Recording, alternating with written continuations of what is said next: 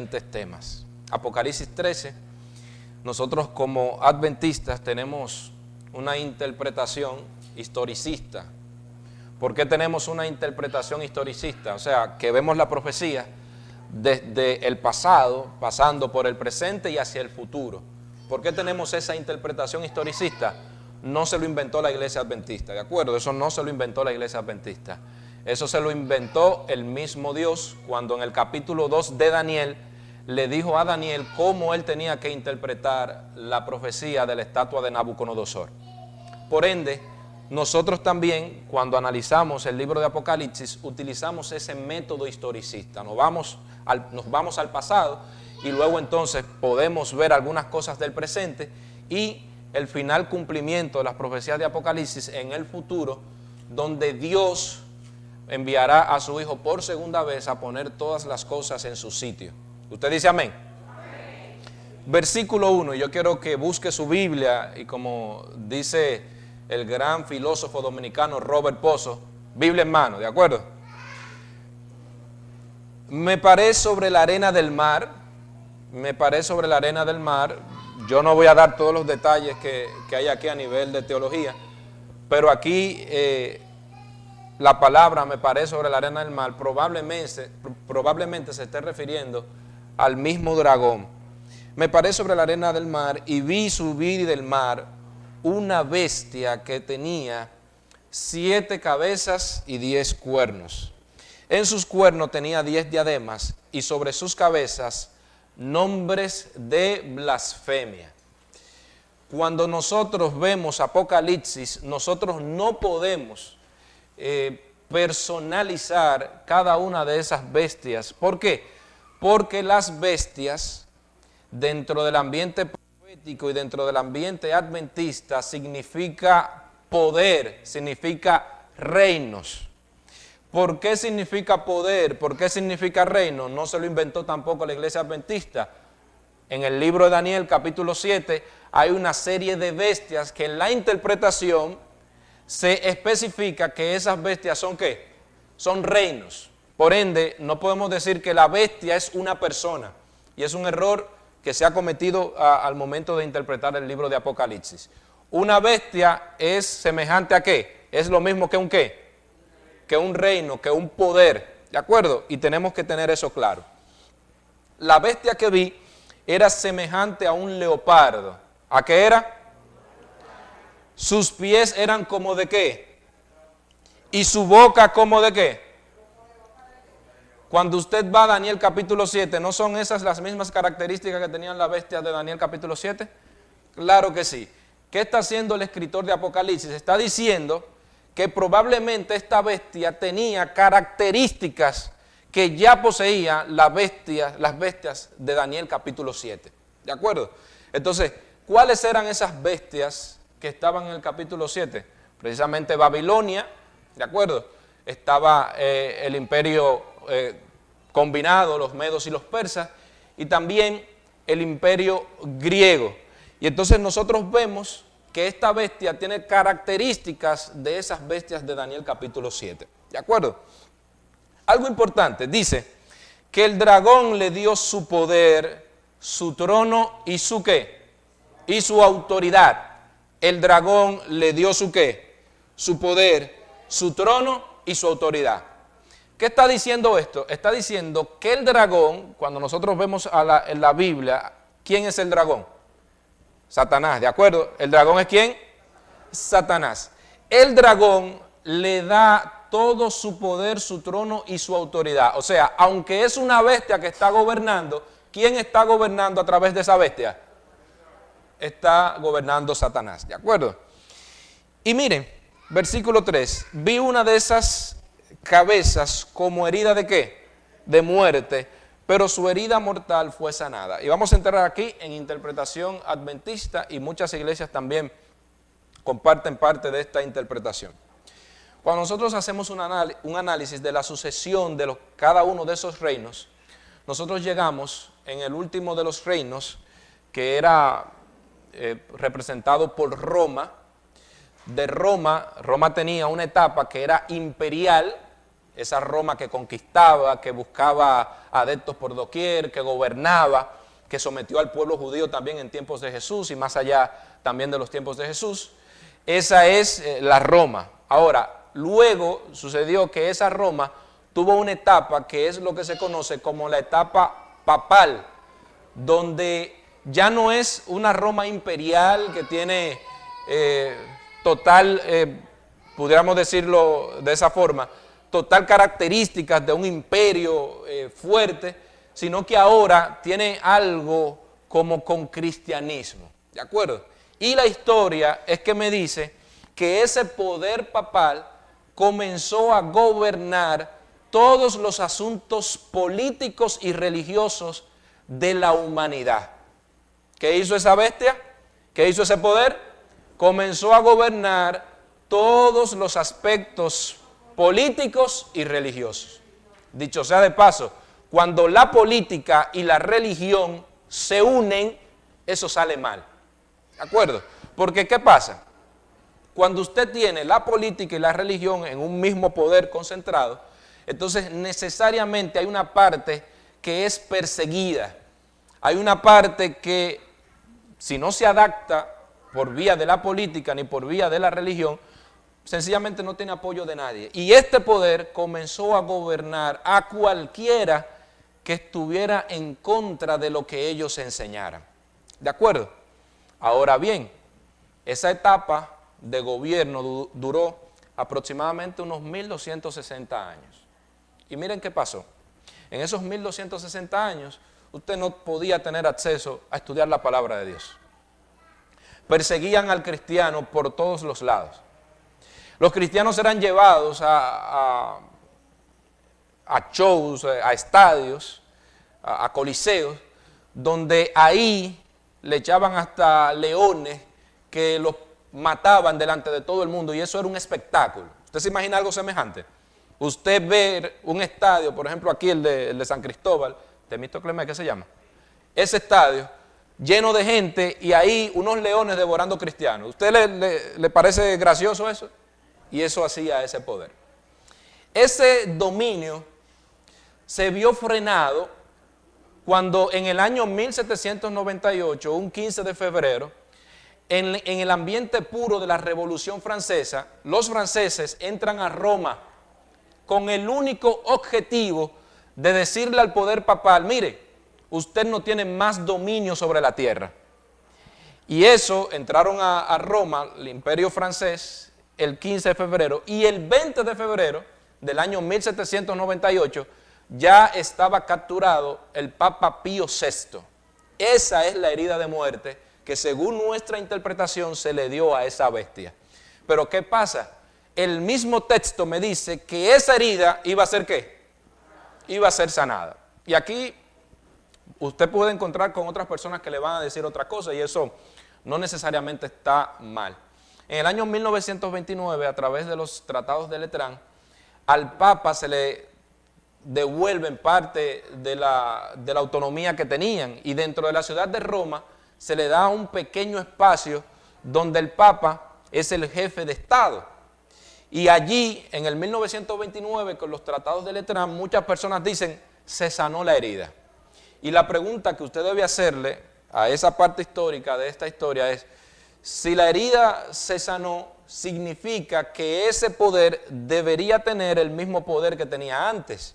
Y yo le pregunto, ¿ese poder en la actualidad tiene el mismo poder que tenía antes? De manera que yo, en mi humilde opinión, considero que no todavía. ¿Por qué?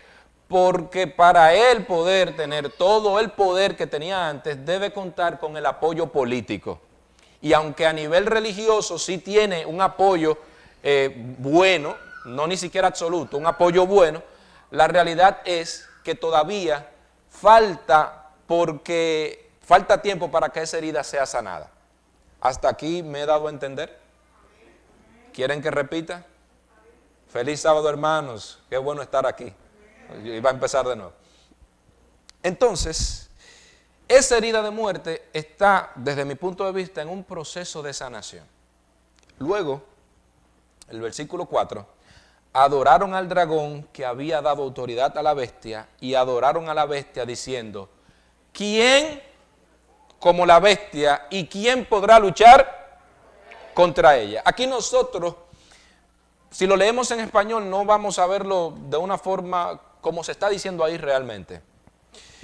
Lo que está haciendo aquí el texto y lo que está haciendo aquí esa bestia es utilizando uno de los atributos de Miguel.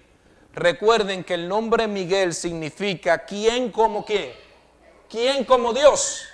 Y aquí la bestia se está autodenominando y diciendo ¿quién como qué? Como la bestia. Está tratando de quitarle el lugar de ¿quién? El lugar de Dios. Y yo le pregunto, ¿qué poder en la historia de la tierra, qué poder ha dicho yo aquí soy el representante de Cristo? Esa bestia. No solo eso, ellos entienden que la autoridad de ellos está por encima de la autoridad que hay en los ángeles del cielo. Por escritos que están ahí, que usted puede leer lo que ellos lo dijeron. La autoridad de la iglesia está por encima de lo que puede decir un ángel. Entonces aquí tenemos un problema. Nosotros como adventistas creemos que el asunto de Apocalipsis 13 solamente tiene que ver con el cuarto mandamiento de Dios. No, no solamente tiene que ver con el cuarto mandamiento de Dios, tiene que ver con los 4 mandamientos que tienen que ver con Dios. Porque inmediatamente se hace la pregunta, ¿quién como la bestia está diciendo, yo soy más que el mismo Dios? Está tomando un atributo que no le pertenece. Y más aún dice, ¿quién podrá luchar contra ella? Ojo aquí, esta parte de aquí, de quién podrá luchar contra ella, es un desafío que se hace a todos los seguidores del Cordero. Ahora bien, es una pregunta que tiene dentro de sí hasta una especie de autoengaño, porque esa bestia sabe que hay alguien que puede luchar contra ella, que no es Rabel, no es el hermano que se para en una tarima a decir, Señor, yo te ordeno, yo mando, yo declaro, yo decreto. No, no es esa persona. El único que puede luchar contra la bestia es el Cordero, Cristo Jesús. Por eso, aunque es un pleito que está dentro del cosmos, nosotros somos parte de ese pleito, pero no es un pleito que nos toca a nosotros llevar en una lucha cuerpo a cuerpo, ¿de acuerdo? Porque incluso nosotros no tendríamos forma de hacerlo, Solamente Cristo puede luchar contra la bestia, ¿de acuerdo? Versículo 5, también se le dio boca para que hablara arrogancia y ¿qué? Y blasfemias. Y se le dio autoridad para actuar por 42 meses, el mismo periodo que hablaba ahorita de 1260 años. Y abrió su boca para blasfemar contra Dios. ¿Contra quién? Contra Dios. Y de los que habitan en el cielo. Usted busca información de eso. Y ellos se han autodenominado estar por encima de las autoridades celestiales. No solamente van por Dios, sino por cualquier estructura que esté por debajo de Dios. Y dice, y se le permitió hacer guerra contra los santos y vencerlos. Imagínense, en un periodo de 1260 años, un poder que tiene el apoyo político y religioso, matando cristianos, persiguiendo a gente, donde usted no podía decir, yo creo en Cristo, sin usted tener que enfrentarse con ellos. Imagínese ese poder haciendo que la gente dejara sus casas y yéndose a los montes y viviendo en cuevas y montañas con temor a ser perseguidos.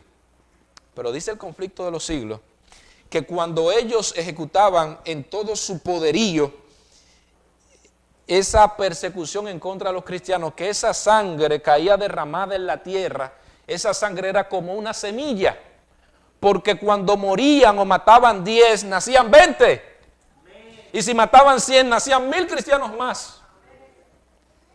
Independientemente de que mataron muchos cristianos, hoy en día, año 2021, el mensaje ha llegado hasta nosotros. También se le dio autoridad sobre toda tribu, pueblo, lengua y nación, y la adoraron todos los habitantes de la tierra, cuyos nombres no estaban escritos desde el principio del mundo en el libro de la vida del Cordero que fue inmolado. Y dice, mire aquí, si alguno lleva en cautividad, a cautividad irá. Si alguno mata a espada será muerto. Aquí está la perseverancia y la fe, ¿de qué? De los santos. Lo que está diciendo aquí, hermanos, es que independientemente del poder que tenga Dios para librarnos del mal, no necesariamente eso tiene que ocurrir de esa forma.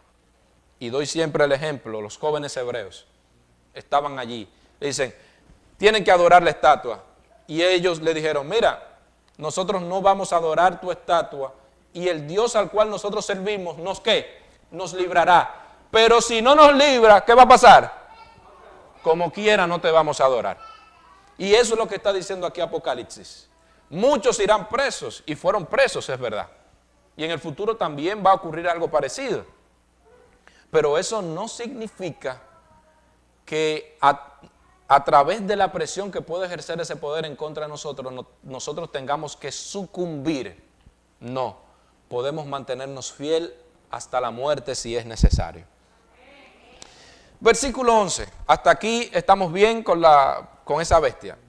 Esa bestia fue herida de muerte, no tiene el mismo poder desde el año 1798, cuando el general Berthier, capitán general de la tropa francesa, entra un 15 de febrero a Roma y un 20 de febrero se lleva cautivo al Papa Pío VI y se lo lleva a Roma. Esa herida de muerte se dio, está en un proceso de sanación. Para que ese proceso de sanación vuelva a resurgir, necesita la ayuda de un poder político que sí gobierne. La diferencia de esta bestia que sube del mar, el mar representa multitudes según la profecía. Y allí en el antiguo continente, en el continente europeo, fue donde nació esta bestia. Ahora, ahí en el versículo 11 nos dice que hay una bestia que sube de la tierra. La tierra, en un ambiente de interpretación apocalíptica, en un ambiente de interpretación bíblica, la tierra es un lugar donde no hay mucha gente, que fue lo que se dio con la nación que nosotros conocemos hoy como los Estados Unidos de Norteamérica. En el viejo continente, ese grupo de personas estaba siendo perseguida, estaban siendo gobernados por una monarquía donde hay un rey y una reina, y ese poder se va heredando de generación en generación y se hace lo que diga el rey, ¿de acuerdo? Y como ellos eran una monarquía, también la religión que se practicaba era la religión de los reyes, o sea, no tenían libertad religiosa. Entonces un grupo de gente se montan en el Mayflower y vienen a la parte norte de lo que nosotros conocemos hoy como los Estados Unidos de Norteamérica. En ese tiempo obviamente no se llamaba así. Se formaron allí en dos principios fundamentales. Y voy a hablar de esos principios fundamentales ahora. Tenía dos cuernos semejantes a los de un cordero, pero hablaba como ¿qué? Como dragón. ¿Cómo hablaba? Como dragón.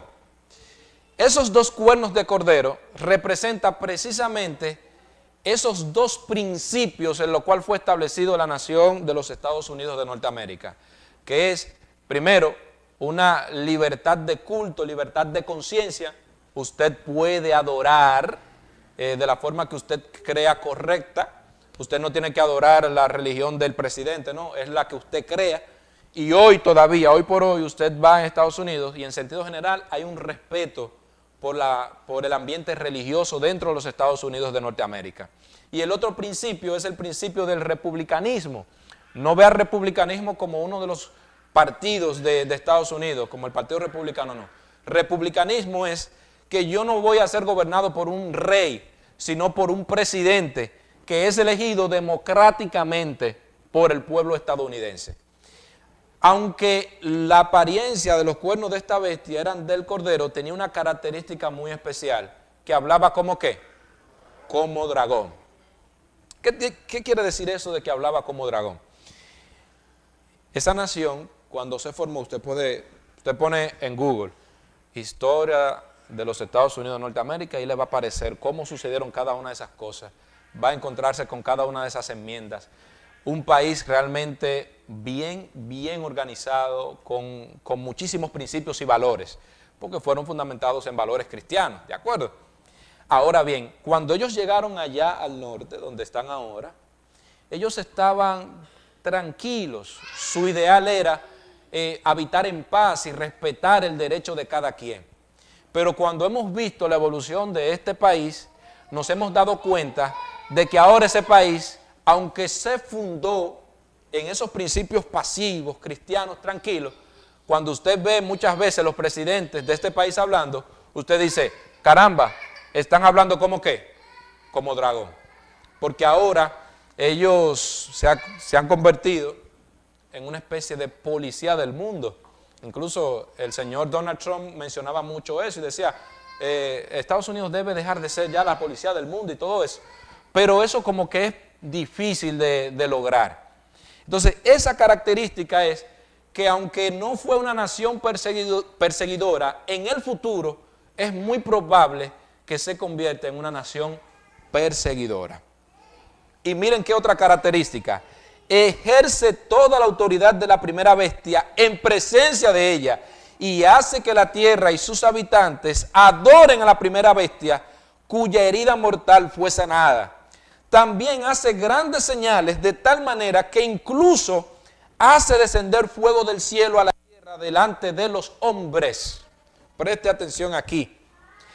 En el último tiempo de la historia de la humanidad, esta bestia va a estar apoyada por un protestantismo apóstata, unas iglesias cristianas que se han apartado del camino de la verdad por algunas razones o por muchas, ¿de acuerdo? Y también por la exponencia sin precedentes del espiritismo. ¿Qué es esto de espiritismo? Es precisamente parte del tema que trató el pastor Vladimir Polanco en el aposento alto del mes antepasado, donde él hablaba de la inmortalidad del alma. Es cuando un muerto se presenta y le dice, óyeme, juega el 46 que va a salir en primera. Y la gente le cree. Es cuando nosotros vemos que hoy en República Dominicana, en octubre, se celebra también Halloween, o en noviembre, octubre. Noviembre. ¿Dónde, Aneudi, que tú eres? Octubre, Halloween. En República Dominicana celebrando Halloween. Usted ve que las series que tienen mayor cantidad de audiencia son precisamente esas que tienen el tema dentro de sí. ¿De acuerdo? Entonces usted se va a encontrar también con ese protestantismo que va a ir a estadios y le va a decir a una gente, se murió, levántate y anda. Y le va a decir al paralítico, vamos, levántate y anda. Y van a sanar a una persona con cáncer.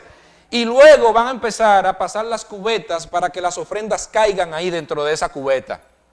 ¿De acuerdo? Y entonces mucha gente va a decir, oye, de verdad, ahí hay poder. Porque ese hombre cuando ordena que alguien se levanta, se levante. Cuando dice que alguien tiene que sanarse, se sana.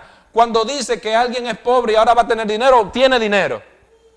Todo eso es parte de ese engaño del protestantismo apóstata y del espiritismo. Porque dice que esa bestia, si es necesario, va a hacer descender fuego del cielo. Pero aquí con el asunto del fuego, nosotros tenemos precedentes. En derecho se utiliza mucho eso de los precedentes para variar la decisión que pueda tener un juez sobre un caso. ¿Qué precedente nosotros tenemos con el fuego en la Biblia y del cielo? De Elías, ¿de acuerdo? ¿Cuál era la señal realmente de que el Dios de Elías era el Dios verdadero? ¿Cuál era la señal? Y está diciendo que esta bestia, si fuera necesario, ¿va a hacer qué? Descender fuego del cielo. Y yo dije aquí una vez, en un tema que dicho sea de paso, YouTube lo borró del canal de nosotros, se llamaba las implicaciones espirituales del engaño, ese tema. Yo les decía a ustedes, Usted no debe venir a Cristo por lo que Cristo pueda hacer a favor de su salud o de su nivel económico. O sea, yo no puedo decir, hermano, usted está enferma, venga, yo voy a orar por usted. En el nombre de Jesús te ordeno que te sane. ¿Dios puede sanar a una persona? ¿Cuántos creen que sí? Sí, pero ¿es por eso que yo debo venir a Cristo? No. Usted se acuerda del paralítico, el que bajaron en una camilla, ¿verdad que sí? El libro de Lucas. ¿Usted se acuerda? Jesús le dijo al paralítico primero, levántate y anda. Le dijo, tus pecados te son perdonados. Entonces a Cristo no se viene por el milagro. No, a Cristo se viene porque Él en la cruz del Calvario murió por usted y por mí. Y eso tenemos que tenerlo claro, porque cuando usted vea, allí hay un profeta de Dios haciendo descender fuego del cielo. Usted dirá, caramba, pero ¿y quién hace descender fuego del cielo? Porque es incluso fácil descender, hacer fuego ahí con 2 piedras machucando, la verdad, o con 2 palos. Pero del cielo, hacer descender fuego del cielo. Oiga, eso es algo como épico, ¿verdad? Eso va a ser, si fuera necesario, esta bestia. Y miren, engaña a los habitantes de la tierra con las señales que se le ha permitido hacer. Tome en cuenta, aunque usted vea que el mundo se está complicando, la profecía es clara, que esas cosas se le permite hacer. ¿Qué está diciendo esto? Que independientemente de que usted vea que el mundo va a la deriva, todo está bajo el control de Dios. Absolutamente todo. Y si todo está a control de Dios, ¿de qué tengo yo que temer? ¿De qué tengo yo que temer? Dice más. Y se le ha permitido hacer en presencia de la bestia diciendo a los habitantes de la tierra que hagan una imagen a la bestia que fue herida de espada y revivió. Yo les pregunto a ustedes, en lo que hemos leído, ¿hemos visto la violación a los 3 primeros mandamientos de la ley de Dios?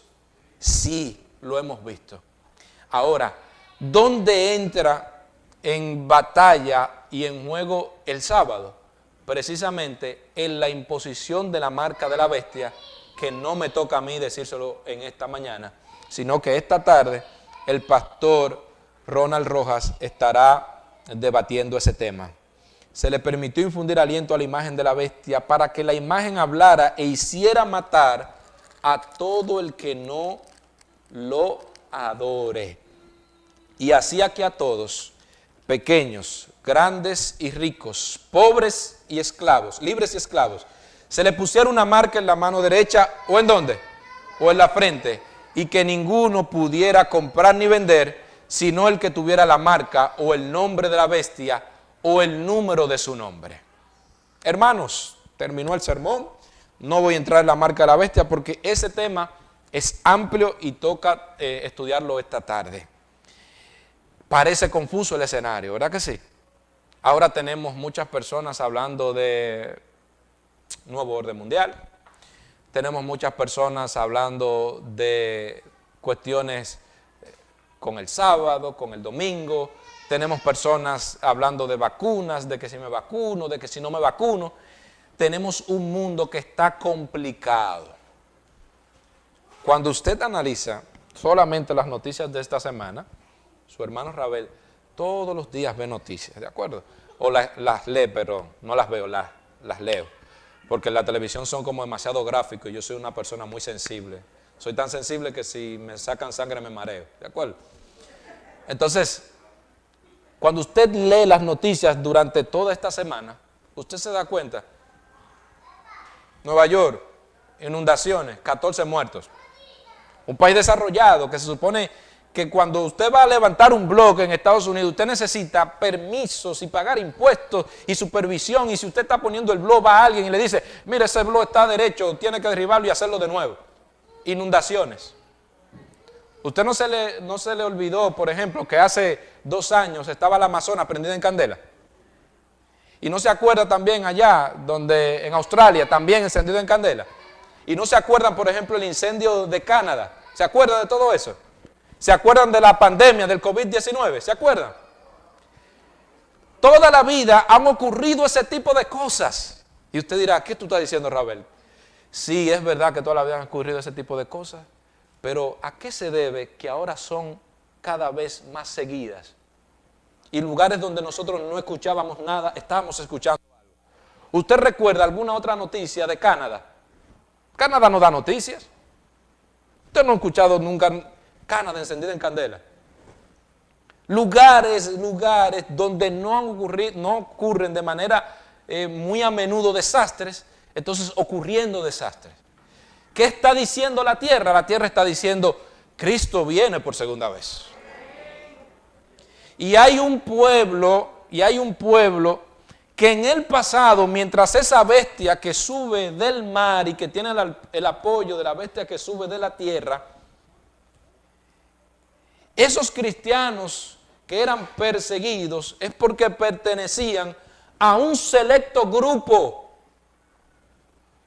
Y en el futuro también va a haber un selecto grupo que según Apocalipsis 7 van a ser sellados por Dios. Ese pequeño grupo se llama el remanente. ¿Cómo se llama? El remanente. ¿Y cuáles son las características del remanente? Pues ellos, conscientes de sus pecados, conscientes de que están llenos de inmundicia, han lavado sus ropas con la sangre del Cordero. No solo eso, siguen al Cordero por donde quiera que va. No solo eso, son llamados también elegidos y fieles. Y ese remanente es el grupo al cual usted está llamado a pertenecer. Y eso depende de usted. Ni el dragón, ni la bestia que sube del mar, ni la que sube de la tierra, puede impedirle a usted llegar donde Cristo. ¿Usted me escuchó, hermanos? Nadie puede impedirle a usted llegar donde ¿quién? Donde Cristo. Y yo le pregunto a usted, ¿usted quiere llegar donde Cristo? Si ese es tu deseo, te invito a que te pongas sobre tus pies para que oremos.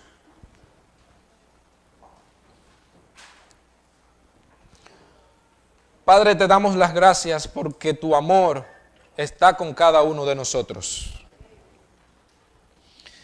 Gracias, Padre, porque a pesar de lo que nosotros somos, a pesar de que sucumbimos muchas veces ante nuestras debilidades, luchamos contra ellos, Señor, porque queremos ser salvos. El mundo pinta difícil y la tierra ya está clamando a gritos una renovación y una purificación, porque esta creación que tú hiciste está demandando que tú vengas a hacer descansar a la tierra. En esta hora, Señor, sabemos que está el dragón dándole todavía poder, trono, autoridad a la bestia. Sabemos que la bestia que sube de la tierra está haciendo y ejerciendo todo el poder de la primera bestia. Sí, lo sabemos. Pero también sabemos que ni el dragón, ni la bestia que sube del mar, ni la que sube de la tierra puede impedirnos a nosotros llegar ante ti.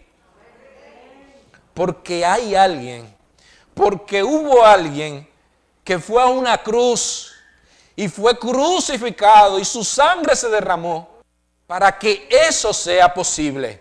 Porque Él es el camino, Él es la verdad y Él es la vida. Por eso venimos a Jesús en esta mañana. Gracias, Padre, porque aunque tristes nos permitiste tener un pastor como el pastor Ismael Méndez en nuestra iglesia. Queremos en esta hora pedir una bendición especial por él, para que donde quiera que él vaya, tú estés con él, sirviéndole, protegiéndole, porque sabemos que él lo va a necesitar en cualquier lugar donde se encuentre. Queremos, Señor, que tú sigas bendiciendo tu iglesia de Cañada Honda. Una iglesia llena de defectos, pero conscientes de que en Cristo podemos cambiar y ser más que vencedores. Suplicarte, Padre, todo el consuelo por cada hermano de esta iglesia que desde el año pasado ha estado perdiendo seres queridos.